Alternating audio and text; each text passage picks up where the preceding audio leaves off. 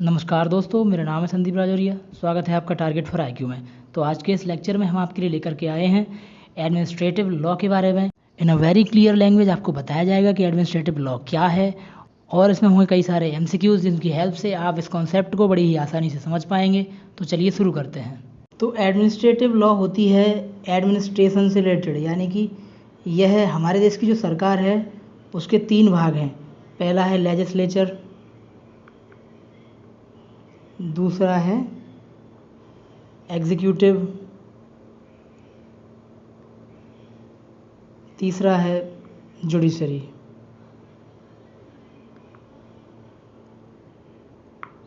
ये 3 भाग हैं। तो एक लेजिस्लेचर का काम होता है लॉ बनाना, लॉ मेकिंग, और एग्जीक्यूटिव का काम होता है उसे इम्प्लीमेंट करना,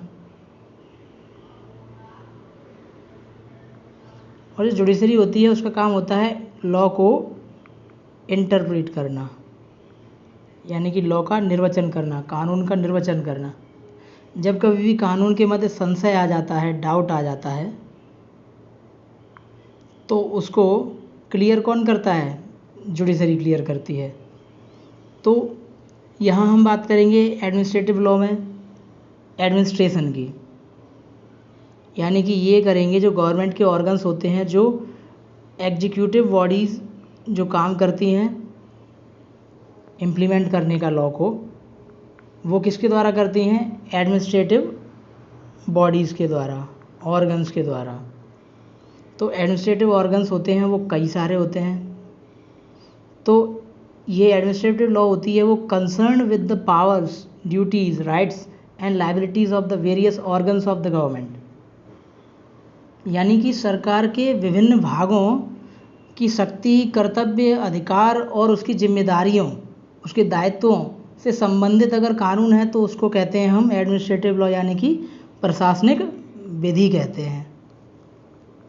यह प्रशासनिक विधि एडमिनिस्ट्रेटिव ऑर्गन्स पर अप्लाई होती है, उनको रेगुलेट करती है, उनके लिए नियम बनाती है। तो ये कई सारे नियम होते हैं। Many administrative organs are there in the government.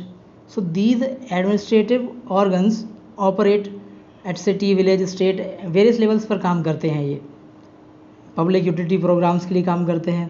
तो एडमिनिस्ट्रेटिव लॉ स्पेसिफिकली जो डील करती है वो डिसीजन मेकिंग कैपेबिलिटीज़ से डील करती है। तो यहाँ जैसे कि लेजिस्लेचर ने कोई लॉ बनाया तो उसे इम्प्लीमेंट करेगा कौन? अपने यहाँ का एग्जीक्यूटिव बॉडी, जिसको हम बोलते हैं एडमिनिस्ट्रेटिव ऑर्गन, वो करेगा एग्जीक्यूट। तो एग्जीक्यूट करता है तो उसकी भी कुछ डिसीजन मेकिंग पावर होती है, वो भी कुछ डिसीजन बना सकता है, डिसीजन ले सकता है। डिसीजन मतलब एक शॉर्ट टर्म में देखा जाए तो एक लॉ बना सकता है। डिसीजन मतलब शॉर्ट टर्म में अगर देखा जाए तो वो लॉ मेकिंग पावर होती है एडमिनिस्ट्रेटिव बॉडी की।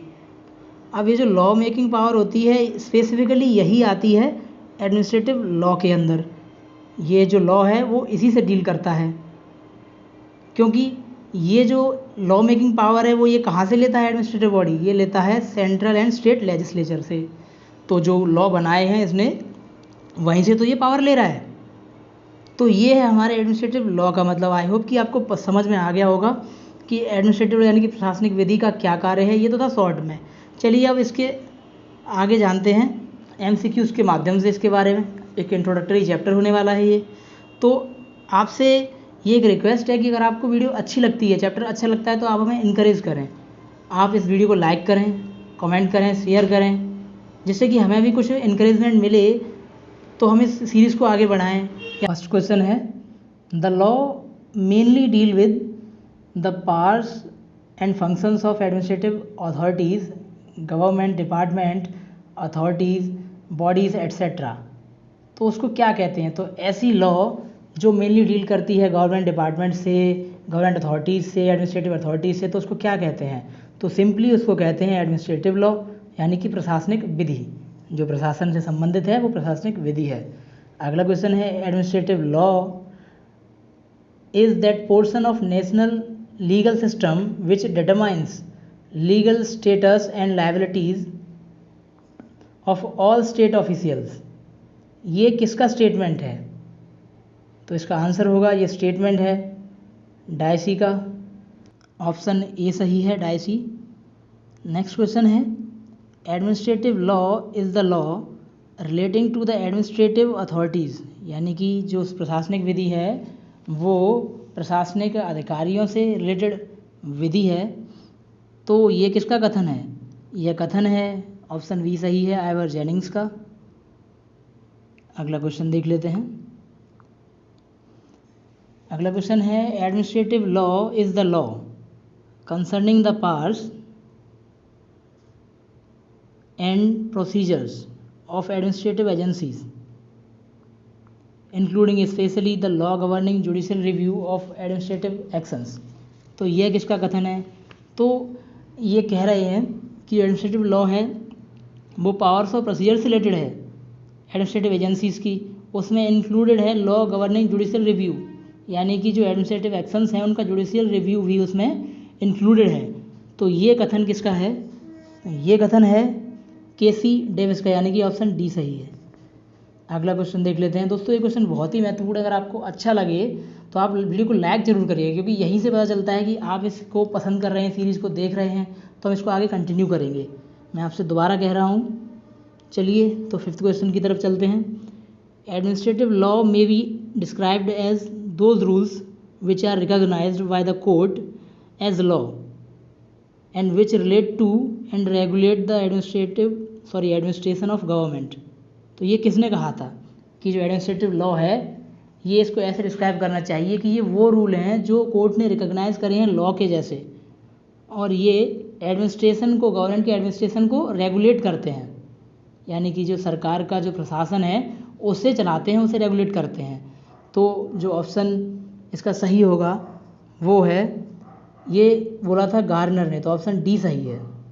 अगला क्वेश्चन देख लेते हैं। अगला क्वेश्चन है, administrative law might be said the law, यानी कि यह कही जा सकती है वो लॉ विच कंसर्न्स, यानी कि जो संबंधित है एडमिनिस्ट्रेटिव अथॉरिटीज़ से, as oppose to the others, यानी कि और लॉज के अपोजिशन में ये लॉ जो है वो एडमिनिस्ट्रेटिव अथॉरिटीज़ से संबंध रखती है।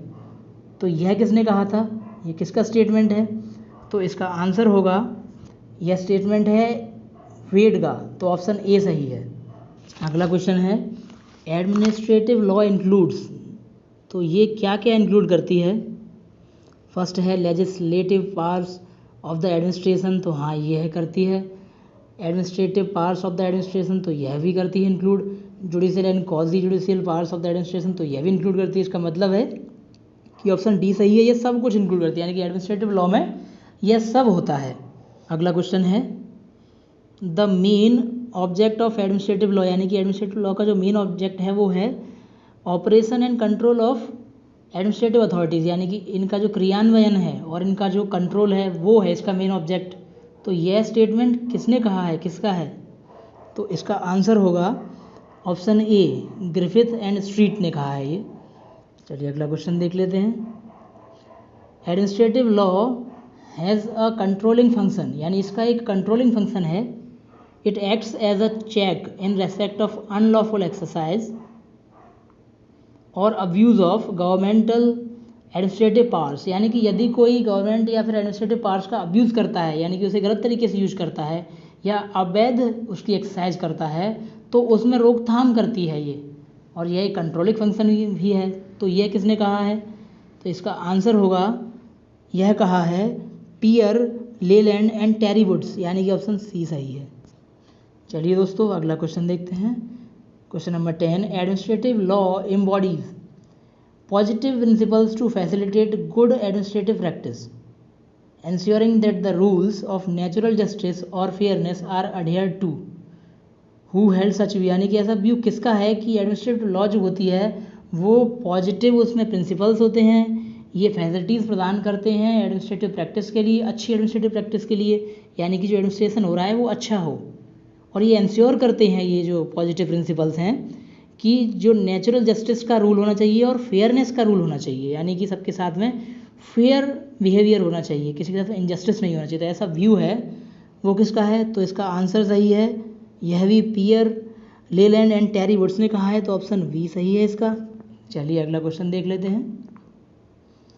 Question number 11, Who has defined administrative law as the law concerning the powers and procedures of administrative agencies, including especially the law governing judicial review of administrative action? यानी कि ये किसने डिफाइन किया है कि जो एडमिनिस्ट्रेटिव लॉ है वो लॉ है कंसर्निंग द पावर्स, यानी कि जो शक्तियों और प्रोसीजर से संबंधित है एडमिनिस्ट्रेटिव लॉ के एजेंसीज का जो शक्ति है या उसका जो प्रोसीजर है, कार्य करने का तरीका है, और इसमें इंक्लूड होता है specially the law governing judicial review of administrative action, यानी कि जो एडमिनिस्ट्रेटिव एक्शन होता है उसका जुडिशियल रिव्यू से रिलेटेड जो लॉ होता है वह इसमें स्पेशली इंक्लूड है। तो दोस्तों ये कहा था, इसका ऑप्शन सही होगा डी, केसी डेविस ने। चलिए अगला क्वेश्चन देख लेते हैं। क्वेश्चन है एडमिनिस्ट्रेटिव लॉ कवर्स, यानी कि जो प्रशासनिक विधि है उसमें क्या क्या होता है, वो किसको कवर करती है।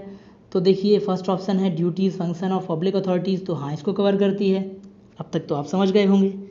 वी है methods of controlling public administration, तो ये पब्लिक एडमिनिस्ट्रेशन कंट्रोल का मेथड है, तो यह भी सही है, अब तक आपको ये समझ में आ गया होगा अच्छे तरीके से मुझे लगता है। ऑप्शन सी है rights and liabilities of officials, तो यह भी सही है, इसका मतलब है कि यह सब सही है, तो option D all of the above ये इसका आंसर है। चलिए अगला क्वेश्चन देख लेते हैं। Which law determines the organisation powers and duties of administrative authorities, कौन सी लॉ है जो ये निर्धारित करती है कि ऑर्गेनाइजेशन जो है वो होना चाहिए एडमिनिस्ट्रेटिव अथॉरिटीज़ का, और उनकी पावर्स और ड्यूटीज़ क्या है ये निर्धारित करती है। तो obviously the answer is option A, administrative law is that law which determines. So what is the question है 14। तो administrative law is that branch of public law which deals with the organisation and powers of, तो ये बता रहे हैं, देखिए जो इससे पहले वाला क्वेश्चन है वो और ये सेम ही है, बस उसमें से उसका आंसर एडमिनिस्ट्रेटिव लॉ था और इसका आंसर होगा एडमिनिस्ट्रेटिव अथॉरिटीज़। तो देखिए यही ये कह रहा है कि वो एडमिनिस्ट्रेटिव लॉ की जो ब्रांच है वो पब्लिक लॉ को डील करती है, ऑर्गेनाइजेशन मतलब वो किस के ऑर्गेनाइजेशन और पावर्स को डील करती है। तो फर्स्ट है एडमिनिस्ट्रेटिव एजेंसीज, हाँ यह सही है। सेकंड है क्वाज़ी एडमिनिस्ट्रेटिव एजेंसीज, यह भी सही है।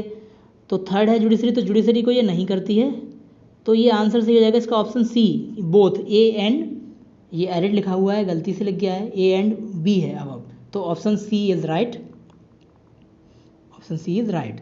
So moving to the next question, question number 15, which of the following provides us information about the well developed judiciary and administrative system of India। तो कौन प्रोवाइड करता है हमें वेल डेवलप्ड जुडिशरी और एडमिनिस्ट्रेटिव सिस्टम ऑफ इंडिया, तो इसका answer होगा हमारा ऑप्शन डी। चलिए देखते हैं क्या, तो धर्मशास्त्र, क्या धर्मशास्त्र बताते हैं, सही बात है धर्मशास्त्र बताते हैं हमें। और नीतिशास्त्र, नीतिशास्त्र मतलब नीतियाँ बताने वाले शास्त्र, तो वो भी बताते हैं। फिर अर्थशास्त्र, तो हाँ यह भी बताता है, क्योंकि अर्थशास्त्र जो है वो इकोनॉमिक्स से रिलेटेड नहीं है, अर्थशास्त्र है लॉज से रिलेटेड, जो सोसाइटी की लॉज थी वो लिखी हुई है इसमें, तो ये ऑल ऑफ द अबव सही हो जाएगा, यानी कि ऑप्शन डी।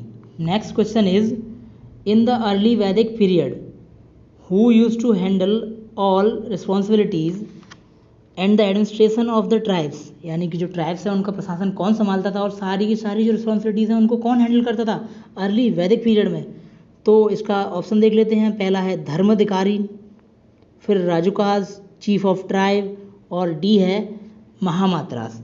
तो इसका आंसर सही होगा चीफ ऑफ ट्राइब, क्योंकि जो ट्राइब का चीफ होता है वही हैंडल करता था सारे के सारे एडमिनिस्ट्रेशन को। चलिए अगला क्वेश्चन देख लेते हैं, question number 17, during later Vedic period the king was help by his principal officers called, यानी कि जिन प्रिंसिपल ऑफिसर्स से किंग को सहायता मिलती थी उनको क्या कहा जाता था।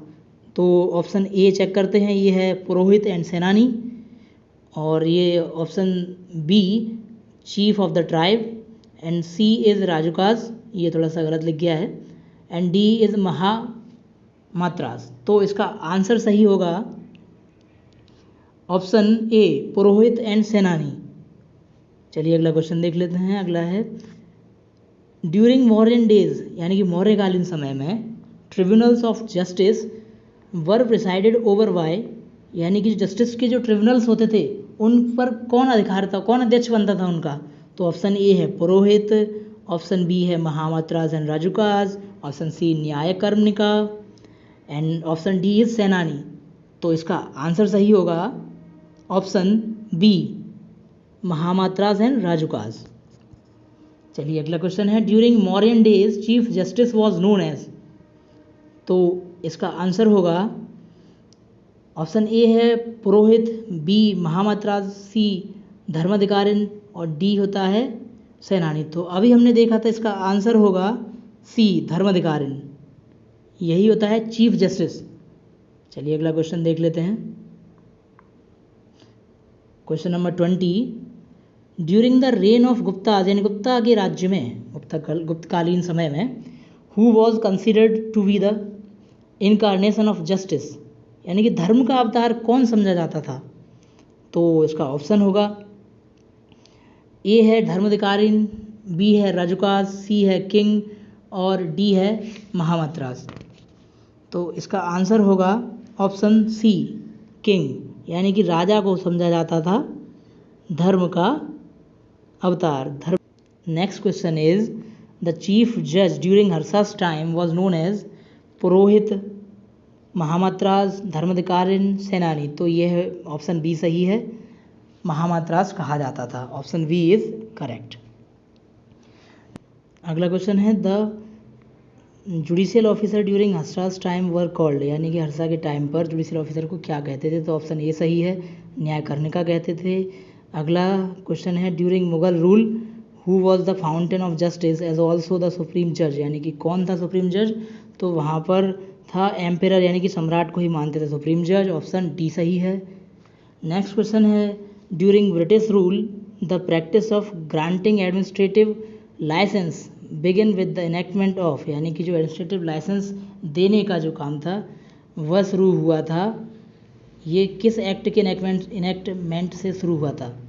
तो इसको देख लेते हैं। Question number 24 is, during British rule the practice of granting administrative licence begin with the enactment of, यानी किस एक्ट के इनेक्टमेंट से जो एडमिनिस्ट्रेटिव लाइसेंस देने का प्रैक्टिस स्टार्ट हुई?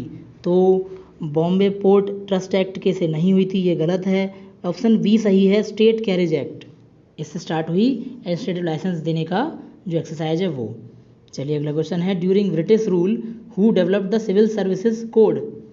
तो इसका आंसर होगा option C Lord Cornwallis. Lord Cornwallis जो है सिविल सेवा इन्होंने स्टार्ट करी थी। चलिए अगला क्वेश्चन देख लेते हैं। Question number 26, during British rule who regularized the office of district collector and establish the office of the district जज?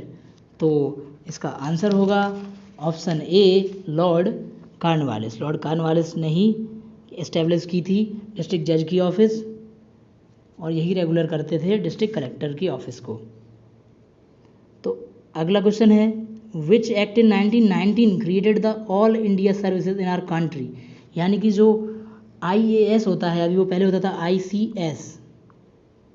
ICS को किस एक्ट के जरिए क्रिएट किया गया था?